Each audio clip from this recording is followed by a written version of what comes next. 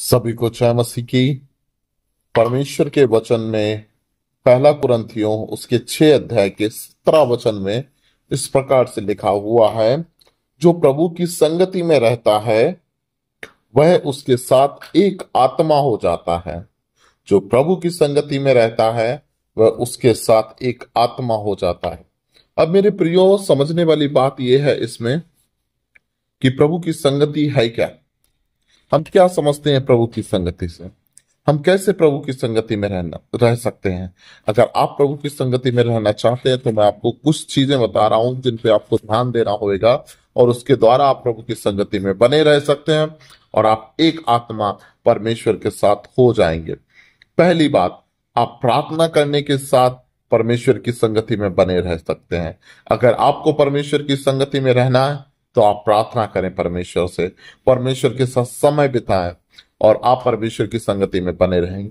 दूसरी बात, अगर आपको परमेश्वर की संगति में रहना है तो आप परमेश्वर के वचन को पढ़ें, परमेश्वर के वचन के साथ समय बिताएं, क्योंकि परमेश्वर का वचन जीवित है, पवित्र है। और जब हम परमेश्वर के वचन के साथ अपना समय बिताते हैं, हम परमेश्वर की संगति में समय बिताते हैं। तीसरी बात, हम परमेश्वर के भवन में जाएं, है ना। हमें कुछ भी हो, कैसा भी हो, हम कितने भी बिजी क्यों ना हो अपनी जीवन में, लेकिन हमें समय निकाल करके परमेश्वर के भवन में जाना जरूरी है।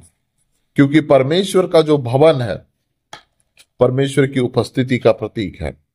हमें वहां जाना चाहिए, संगति करना चाहिए। तो उससे क्या होता है कि बिल्डिंग कोई मायने नहीं रखती है कि बड़ा बड़ा भवन है या छोटा भवन है, बड़ा चर्च है या छोटा चर्च है, लेकिन हमें परमेश्वर की संगति में रहने के लिए परमेश्वर के भवन में जाना चाहिए।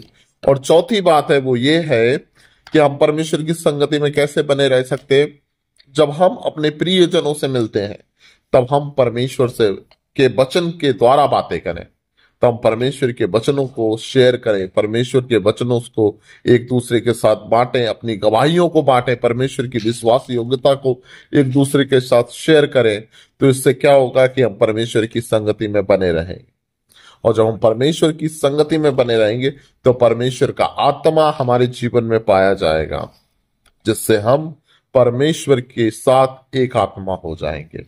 परमेश्वर आप सभी को आशीष दे। आमीन।